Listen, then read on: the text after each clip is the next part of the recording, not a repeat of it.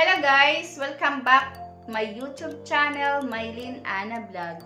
May gusto po akong i-share sa inyo kung paano po ako magluto ng isang masarap, ma-juicy, and crispy na fried chicken na talaga pong magugustuhan ng ating mga chikiting.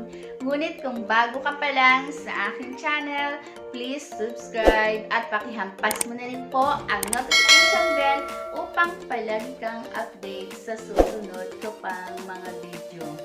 Shoutout nga pala kay Kuya Ricky Polistico na nasa Manila.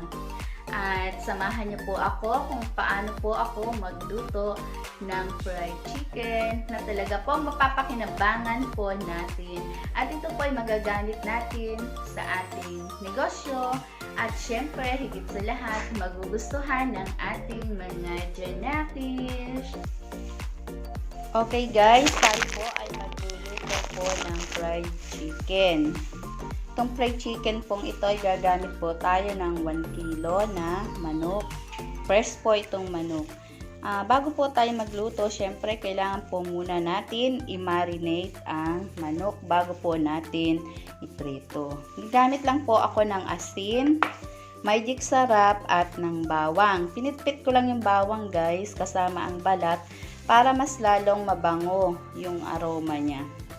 Tapos may 3 pieces po tayong kalamansi at cornstarch at ito po yung frying mix.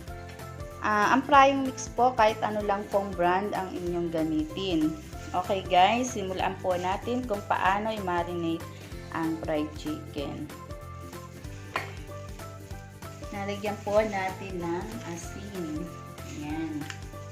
Lagyan po natin guys ng asin. Ganon din po ang magic sarap. Ilagay na po natin tong bawang. Ito po yung frying mix na sinasabi ko po guys. Ayan. Tapos ganon din po ang cornstarch. Ayan. Ano po tayo yan.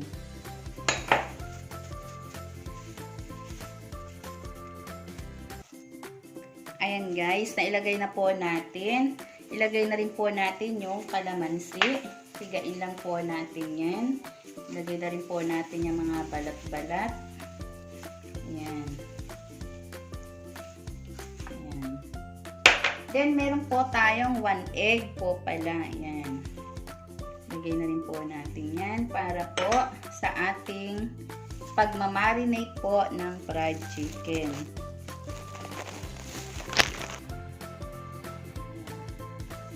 Gumamit po tayo ng kamay. Meron po tayong plastic gloves. Gamitin po natin para mas maganda po natin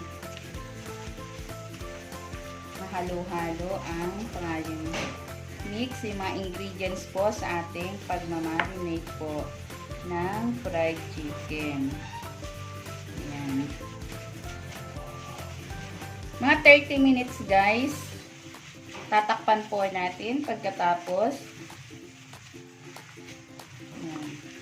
Yung maihalo lang po natin yung ano niya dito sa chicken. Then tatakpan po natin siya. Mga 30 minutes bago natin po iluluto. Okay guys.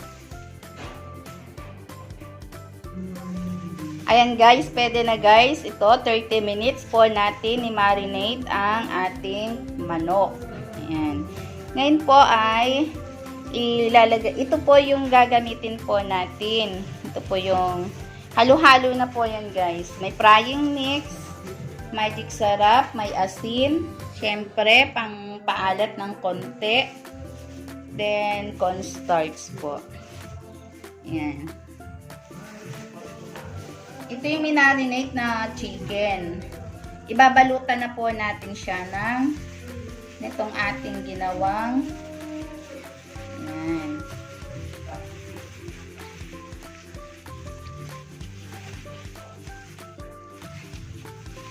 Ayan. Ganyan. Ayan. Pating loob guys, lagyan natin syempre. Ayan. Para maganda po yung ating pagkakagawa po ng fried chicken. Ayan. Yung loob guys, lalagyan din natin yan, babalutan din natin yan ng cornstarch sa may frying mix. Ayan. Kompleto na yan para pag pinirito po natin ay sadyang napakalutong. Yan ang sikreto ko guys. Ayan, okay na. Nabalot na guys. Ipiprito na po natin.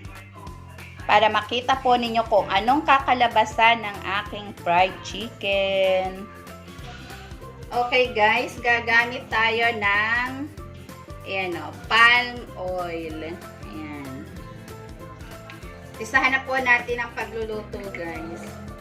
Kailangan yung mantika, lubog po yung manok.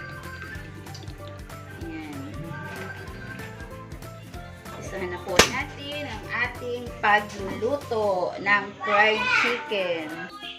Ayan, okay guys, mainit na po ang mantika.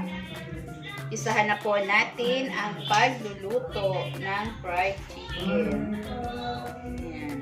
Hinaan lang po natin ang apoy guys. Ayan.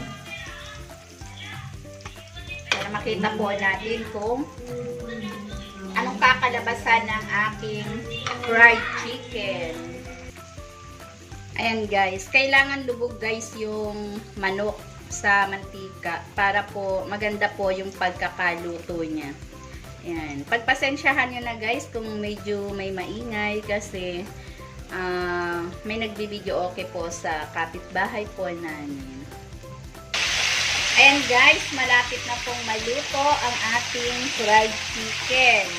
Ayan. Ang ganda po ng pagkakaluto. Marami pong nagre-request na magluto daw po uli ako ng fried chicken kasi talagang alam na alam po nila na pag nagluluto ko ng fried chicken ay sadyang napakasarap po talaga. Crunchy. Tumigil nga lang po ako. Pero nung pandemic po, yan po ay isa po sa aking mga business, negosyo. Ang pagluluto ng fried chicken. Ayan guys, iaahon na po natin ang ating fried chicken. Luto na po siya.